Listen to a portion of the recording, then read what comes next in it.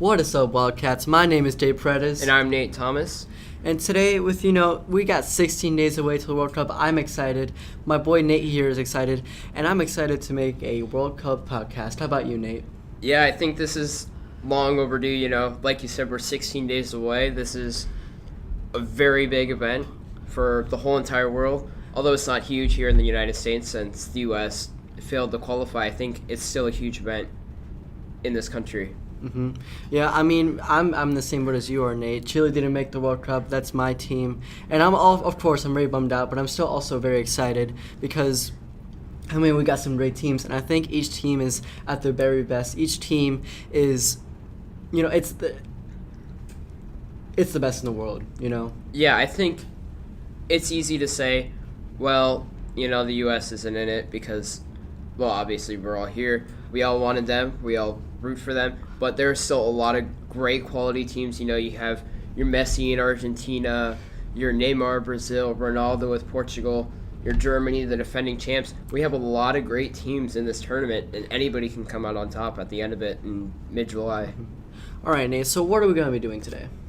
So I think, first of all, we should probably discuss through the group stages, talk about what teams we can see coming out of the group, who may falter in sight of theirs, and then we'll run through the rest of the bracket, and I think we'll come out with a champion at the end. All right. I am very excited. So let's just start off with Group A. Group A. What are the teams in Group A?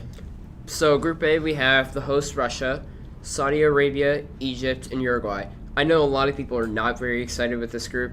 It's the one to open the tournament on opening night with Russia and Saudi Arabia, I believe.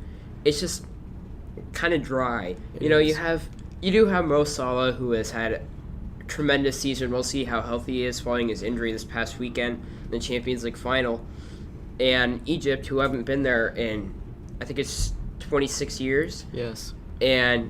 But Uruguay is also a very exciting team. They have Luis Suarez, Edinson Cavani, a couple of other great players on side of that team. And I really don't see why Russia and Saudi Arabia would have a chance coming out of that group. Really? You think Russia doesn't have a chance to come out of that group?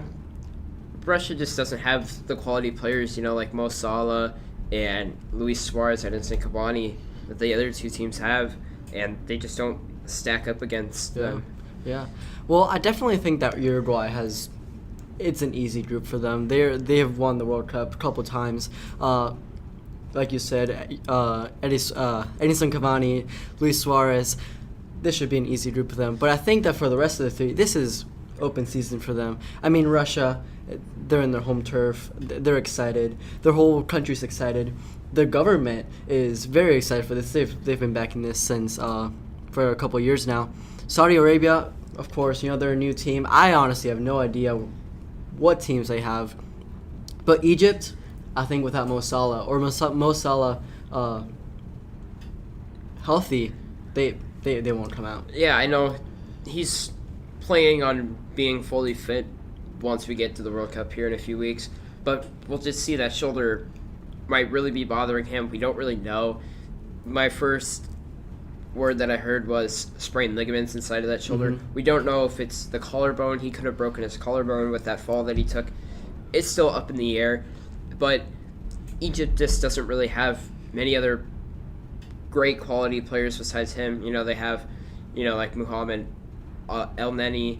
Like, who else do they really have besides that? Yeah, so I think Egypt, it all depends on if Mo Salah is healthy. If Mo Salah is healthy, of course, I think it's going to be Uruguay and Egypt coming out of that group. But if not, Russia, definitely. Yeah, I think it's really going to come down to probably the last few games there between Russia and Egypt.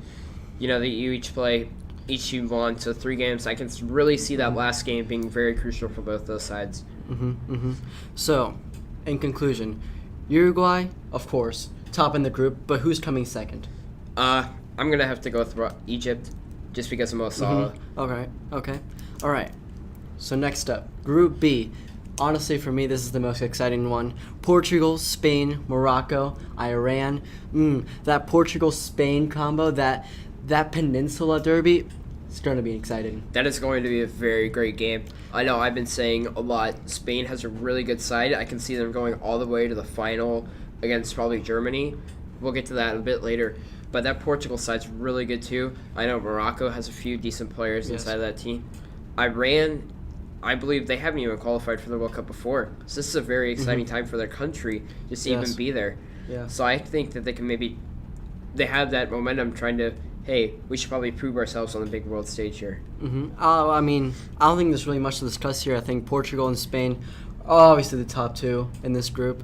I think maybe either Morocco or Iran could come on as to be like dark horses in this group, but really it's all going to come down to Portugal and Spain. Two powerhouses, easy. Yeah, I think Morocco or Iran maybe pull a draw off with one of those teams, but I don't really see them upsetting them. And Portugal and Spain should easily both come out of the side of this group, but I can really see Spain beating Portugal in that tiebreaker game to put themselves ahead and win the group. All right. So in conclusion, Portugal and Spain, top two. Yep. Spain first, of course, right? Yeah. Yeah. Portugal second. All right. Now let's see here. Group C. This is another exciting one because for me, France is my big guy in this World Cup. I'm rooting for France all the way. Maybe Germany. I can see Germany. If the final were Germany and France, I'd be happy with this World Cup. But France, I'd be 100% happy if they were to win or if they have a good World Cup. So this is one of the ones I'm going to be watching the most. France, Australia, Peru, Denmark. Who are your top two in this one? I think France definitely coming on top of this group, but Peru, Denmark, Australia, that's going to be a very tough fight for that second spot. Denmark led by Christian Eriksen, he's been great for that national team. Peru, they're still looming with controversy and stuff like that after their captain has been banned from FIFA.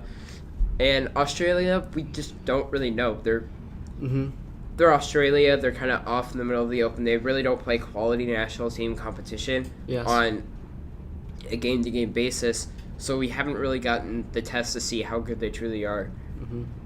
All right, so for me, I think that for the most part, on paper, all three of the other teams in this group, except for France, obviously, are pretty much on the same level. But for me, I think, and we haven't addressed this because we haven't gone to a South American team yet, but I think South American teams, what's special about them is that they have heart, they have emotional, and also that can also be a bad thing for them because, for example, Argentina on paper, they can be the best team in the world, but if they don't have that chemistry, they don't have that emotion in them, they don't go all the way and they don't reach their full potential. So Peru, if they have the heart, even though they might not have their captain, if they have the heart, if they have the emotion in them, they can definitely either get first or second in this one. And I think Ramadel Falcao of Peru is also looking forward to having a great World Cup. He's looking for a big move to a bigger club than Monaco. Not saying that they're not the best, but I think he's looking to maybe get back to a very big club like he has before in his career. And so he's out trying to get that revenge inside of this World Cup to kind of prove himself. All right, so in conclusion, who's your top two? Of course, France, I think, is going to be first. I'd say that Peru could get first, but France, of course, on paper, I'm going to be safe here. France first. Who's going to be second? I really don't know, but I think, like I said, I'm going to have to go with Peru. I know they're trying to get that appeal with their captain to come back, but, they have Falcao. They have a really good team. They've been playing great competition inside of South America. They even beat out Chile to get inside of this World Cup. So they're like, hey, what about us? And I think that's why they're going to be very good in this World Cup. All right, so Group C, France, Peru. On to Group D, Argentina, Iceland, Croatia, and Nigeria. This, of course, as a Chilean, I always get very pissed when Argentina gets the easiest group in the World Cup.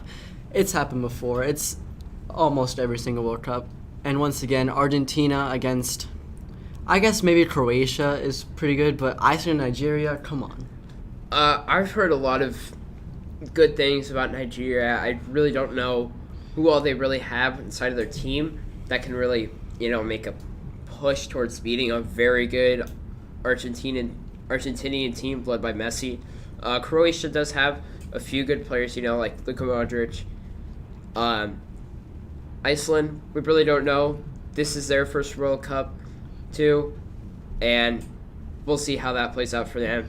But Argentina far and wide is going to be topping this group as they look to make a push to get back to the final and maybe win it this time. Mm-hmm.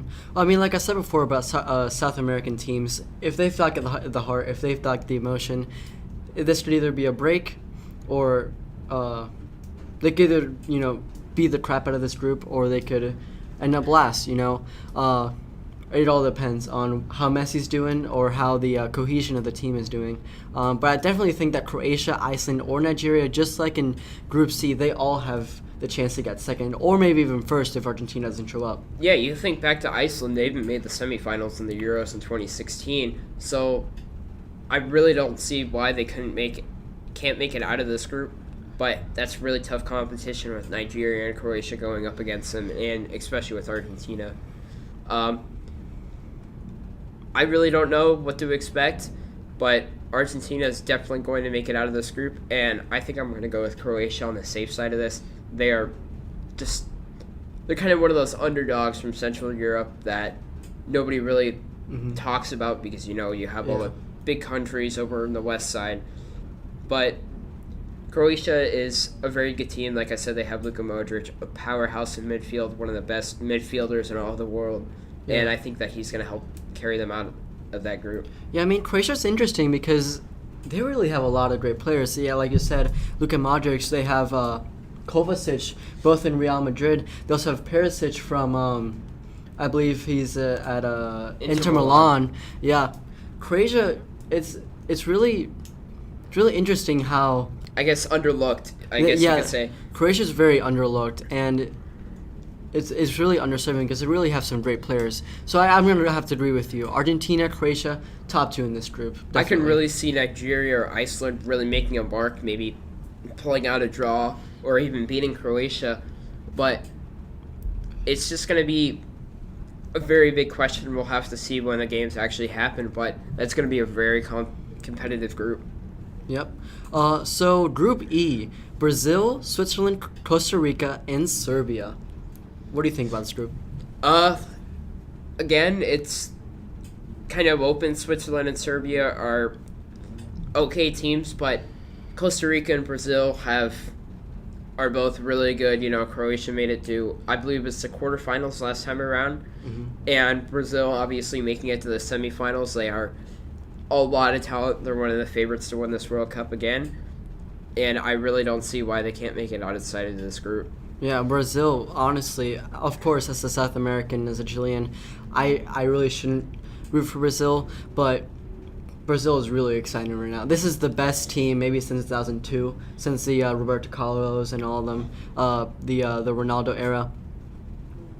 Brazil is really exciting. Neymar, Coutinho, they got Willian, they got the two strikers. I mean, they've almost got a lot of competition for each position, especially in the attack. They got Firmino and Gabriel Jesus, Coutinho, Neymar for the left wing. Right wing, they got Douglas Costa and William. It's a really, really stacked team. Even in the midfield, I mean, Coutinho could drop back, kind of like how he's playing in Barcelona as that midfielder, center attacking mid role. They also got Paulinho, who is always scoring against Brazil, even though he might not have the best club career. They got Casemiro, who just won his fourth Champions League. Of course, also very sad about that. I do not like that, but still, he's won his fourth Champions League. They also got Fernandinho in Manchester City. This team is very stacked. Brazil should definitely get first in this group by a long shot. And they should really be making that push towards getting back to the semifinals. I know they had the heartbreak 7-1 in the semifinals last time, just getting absolutely slaughtered by Germany. But I think they're coming back saying, we are a lot older now. We are a lot more experienced. A lot of those players were 22, 23 last World Cup. Now they're 26, 27. They have that experience back on the club level. And I think they're going to bring back that and say, hey, what about us? And really make a strong push through this group stage and hopefully getting towards the latter stages of the actual tournament.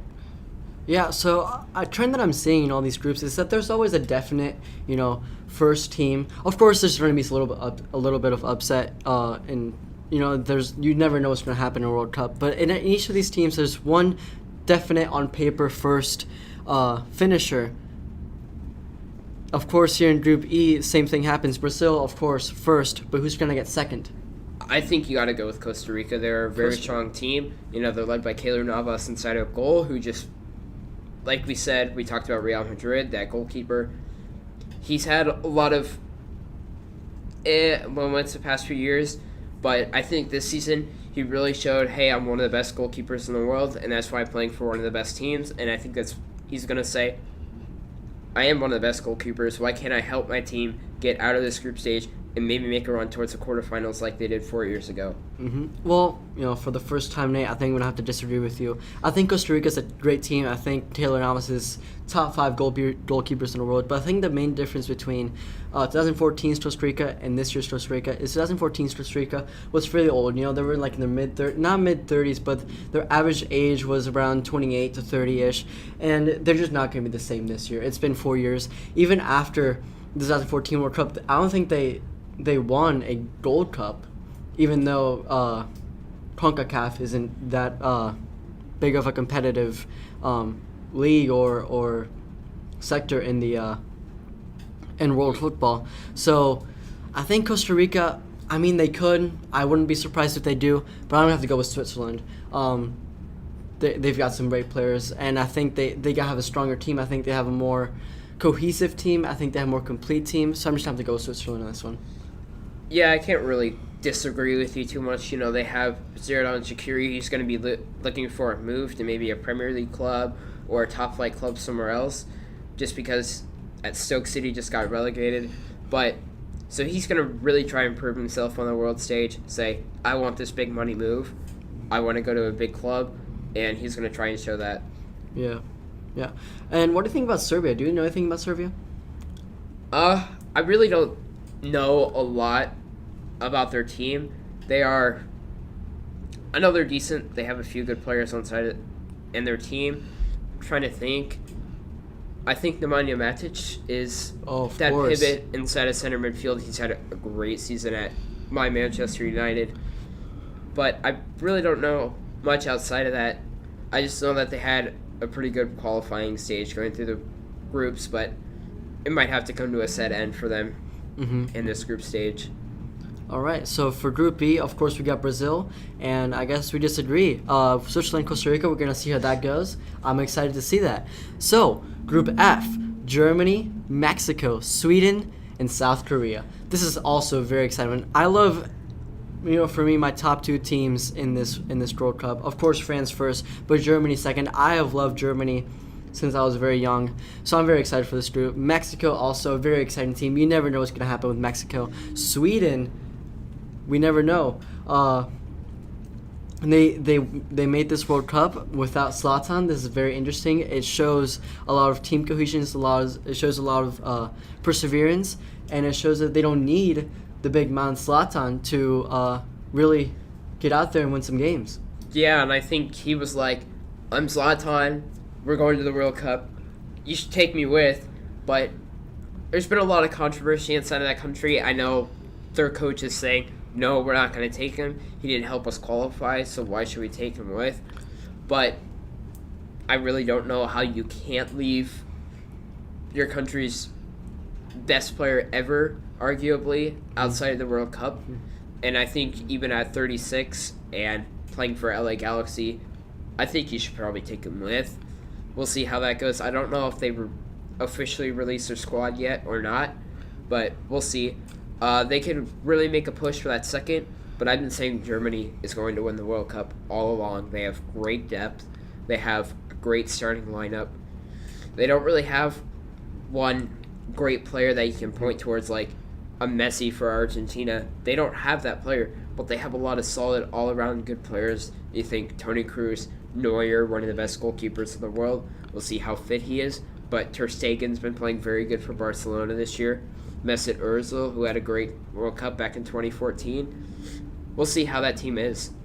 Of course, yeah. Germany, like I said, I've been following Germany for a long time, ever since I was very little, and I'm very excited. Like you said, there's not one definite good player, and sometimes that can be a bad thing. I was during the Champions League, Real Madrid, Bayern Munich. Somebody was talking about on Twitter about how Bayern Munich not having one definitive leader or player to kind of lead them to victory has been kind of a problem, and it's arguably a problem for them. So that might be a problem for Germany.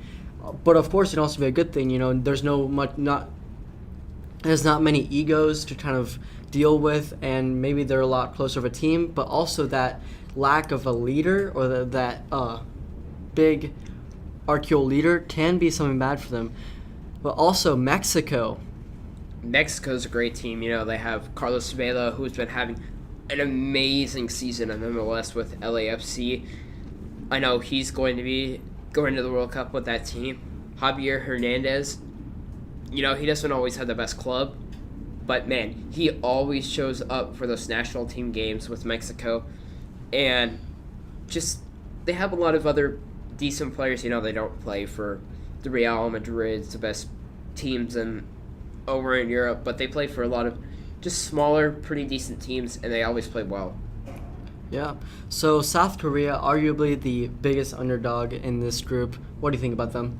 I don't really know much about them. I know they do have Son from Tottenham, and he's a very good player. He's played very good for club and country, but I just really don't know actually how much talent they have back behind that. Asia's not the best country, especially that region out in the east. So we'll really see how it goes for them, but I could probably see them finishing last in this group just because Sweden and Mexico are two good quality teams, and you think Sweden actually made it past a lot of they beat Italy to get inside of this World Cup. Yes. Italy's very, very, very good. Yes. And I think they're really, really going into the show, hey, we deserve to be here because we beat one of the best teams in Europe and Italy. Of course. All right. So, in conclusion, Germany and who else to win Group F? It's going to be a dogfight between Sweden and Mexico, but I'm going to have to say Mexico's going to come out of that group. They play almost like a South American team. Mm-hmm. I know they're part of the Central America, but they play tough, and I know their manager has been very good for them, and they have a lot of good players, and so I think that they're going to beat Sweden and have enough points to finish ahead of them to get through this group. Yeah, like I said, if just like all the other South American teams, if Mexico has the heart, if they have the emotion, if they have the cohesion, if they have the mental strength, I think they can get past at least second in this group. If Germany has a rough time, which I don't think they will, I mean, they're always very disciplined and they're always very strong. They're always very consistent in these World Cups. I think Germany will get first, but Mexico, easy second if in their right mindset. So, Group G, another very exciting one because there's a lot of, I guess you could say, new teams in this group, except for England. They're always in there, but Belgium, Panama, Tunisia, and England. What do you think about this group? I think it's pretty clear. Belgium and England are going to be the two coming out of this group. I know England's had a lot of national team problems in the past. You think back to the 2006 World Cup, they left a lot of their very good, the golden generation for their country back home. They left a few of those players. But I can really see them actually coming together. You think they're led by Harry Kane, the goal-scoring machine. Raheem Sterling didn't have a bad season. Marcus Rashford is coming up on the rise. There's a lot of speculation if he's going to leave Manchester United, and I think he's going to be willing to prove himself. And, the midfield isn't the best. I think we're going to agree on that. But they have a sound defense. Goalkeeper isn't that big of an issue. They have Jordan Pickford in goal, Jack Butland, two very strong players. Two very good players as well, and I think they can really come together and at least push through the group stage. Belgium, wow, nobody is talking about them. They are a very good team all around. You think they have Courtois in goal. They are led by Lukaku and Hazard on the front line. They have De Bruyne in midfield as well, and defensively, they are very sound too. Yeah, just like Croatia, Belgium. I mean, maybe historically Belgium has not been the best nation in World Cups, but just like Croatia, they're really underrated in this one. They've got a really strong team with a lot of really great players. I think maybe the difficulty or why people haven't really been talking about them all that much is because all the Belgian players, they play in different clubs. They're kind of scattered around everywhere. Of course, like you said, Lukaku, Manchester United, Hazard in Chelsea, Manchester City has Kevin De Bruyne. They're all just kind of scattered, and they haven't really played together very much throughout the season or ever really.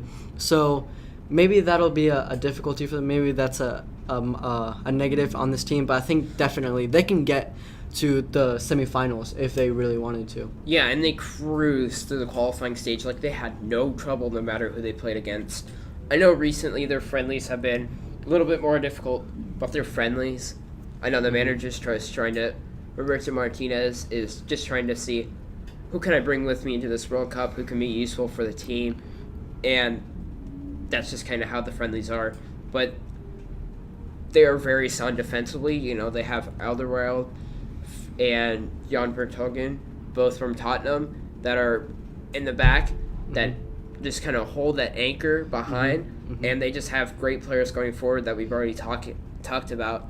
And I think that they're not going to concede, and they're going to score a lot of goals in this World Cup. Yeah, I agree with you on that. I think, yeah, Belgium definitely first, but I'm going to have to disagree with you again on the second place. I think England, even though on paper they could be second, or they could even be first, really, if Belgium isn't really as good as we say they are.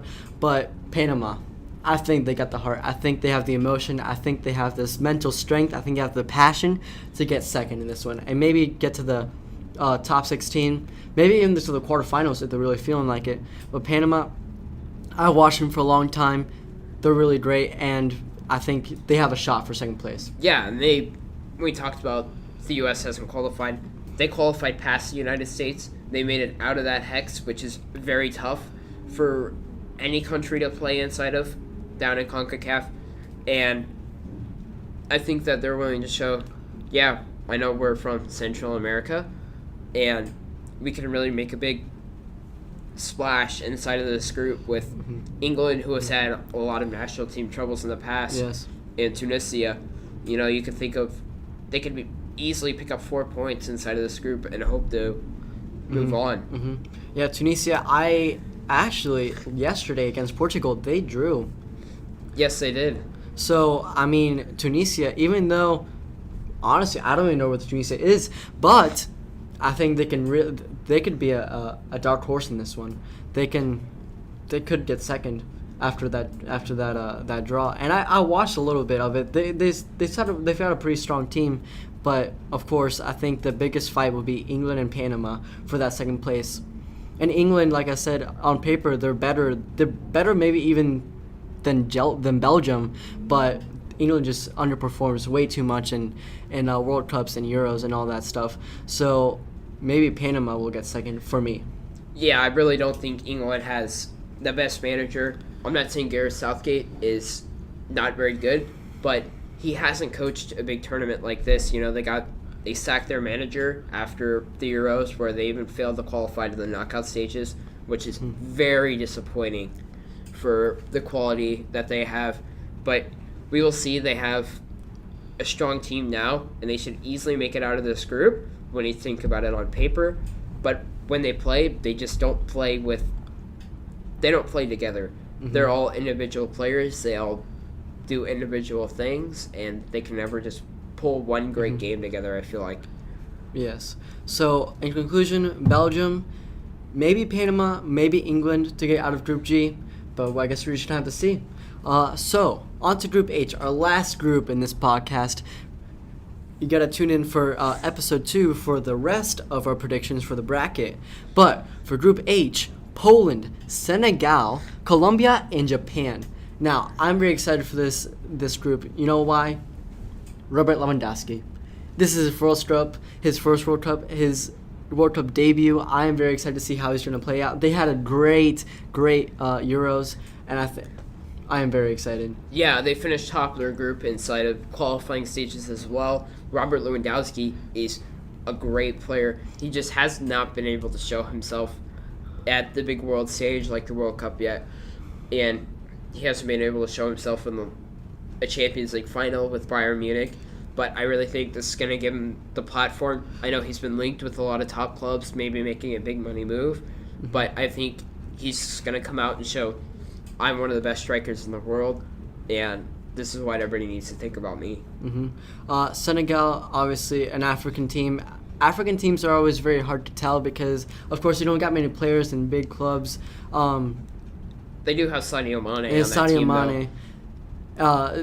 Sadio Mane, if he's up to it, I think he can make a push with his team to get second. But there's also Colombia. Colombia, another one of the big South American teams. Great qualifying run. I wouldn't call it great, but I think it was a solid qualifying run, as good as it can be in a South American qualifying round. And then Japan. What do you think about Japan? They just don't have a shot in this group. You think they have Colombia, Senegal, and Poland. Colombia is a very good team, led by James Rodriguez, who had a great World Cup back in 2014. I know he's had a lot of issues inside of the club level, but he can just come out onto that field with the national team and just say, all right, guys, we're getting it going, and he can really push for them to finish second, even to win this group. Yeah, so I think this group, even though they don't maybe have the biggest powerhouses, I think it's really easy to tell who's going to come out. I think Colombia, obviously, they have a pretty good shot to getting either first or second. And then maybe it's just going to come down to either Poland or Senegal, see who's going to be better, either Sadio Mane or Robert Lewandowski. I think it's going to be Colombia first, Poland second, just as I just love Robert Lewandowski, and I'm confident that he's going to pull it through. And also, I mean, it's a European team. European teams are also usually very strong. They have a lot of chemistry, and I just think Poland's going to pull it through in this one. Yeah, I really don't see why Poland wouldn't get through the group stage, and Colombia is a very good team all around. I think they're going to be able to. Colombia's going to be able to win this group, and Poland's going to be able to finish close second to advance onto the knockout stages too. It'll be sad to see Sadio Mane. I know he's a great player, and it'll be kind of disappointing for him to go home pretty early in this World Cup. Yeah, so in conclusion, Colombia first, Poland second, right?